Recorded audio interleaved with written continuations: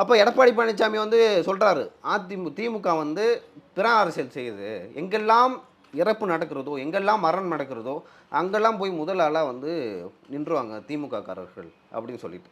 சரி, நான் வந்து திமுக வந்து போய் பார்க்கக்கூடாதுன்னு சொல்லிட்டு சொல்லலை. நீங்கள் அப்படி வந்து ஒரு மரணத்துக்கு இழப்புக்கு வந்து நீங்கள் ஆறுதல் அளிக்கிறீங்கன்னா, நீங்கள் நேரடியாக போய் எல்லா மரணத்துக்கும் போய் பார்க்கணும். எல்லா மரணமும் வந்து ஒரே மரணம் தான். ஓகேங்களா?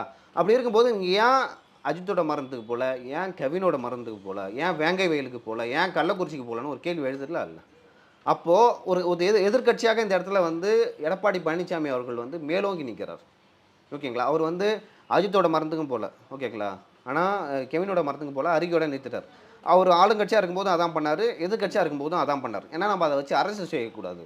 ஏன்னா ஒரு குடும்பத்தில் ஒரு இழப்பு ஏற்படும் போது அந்த குடும்பத்தில் இருக்க நபருக்கு தான் அதோட வலி தெரியும். அங்கே போயிட்டு நம்ம அரசியல் பண்ணி அங்கே மைக்கை போட்டு பேசிக்கிட்டு இதுக்கு காரணம் திமுக தான் அப்படின்னு சொல்லிட்டு எடப்பாடி பழனிசாமிக்கு சொல்ல தெரியாதா? அவருக்கு சொல்ல தெரியும்.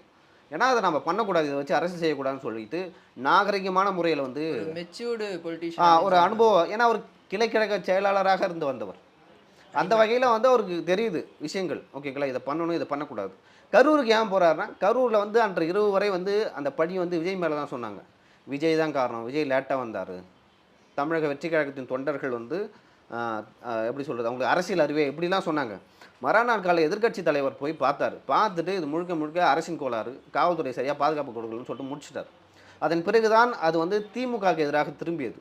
திமுகவுக்கு அதை எப்படி ஹேண்டில் பண்ணணும்னு தெரியல. அவங்க வந்து மாட்டிக்கிட்டாங்க. இன்ன வரைக்கும் வந்து அதான அது அது கரூர் சம்பவத்துக்கு காரணம் திமுக தான் அப்படின்னு சொல்லிட்டு நிறைய பேர் நினைக்கிறாங்க. ஏன்னா கரூர் மக்களே வந்து அதுக்கு காரணம் விஜய் இல்லை அப்படின்னு நினைக்கிறாங்க. இல்லை, அங்கே பாதிக்கப்பட்ட மக்கள் கூட விஜயோட பேர் யாருமே சொல்ல, அரசினுடைய குறைபாடு தான் அப்படின்ற மாதிரி தான் சொன்னாங்க. அதுதான் திரு எடப்பாடி பழனிசாமி சொல்லியிருந்தாங்க. இல்லை, ஒரு முதலாக ஒரு அரசியல் தலைவர் வந்து அப்படி ஒரு ஸ்டாண்ட் எடுக்கிறாங்க, எடப்பாடி பழனிசாமி தான். ஓகேங்களா? அவர் பண்ணது அவர் தான். அவர் நினச்சிருந்தா விஜய் வந்து அப்பயே காலி பண்ணிருக்கலாம்.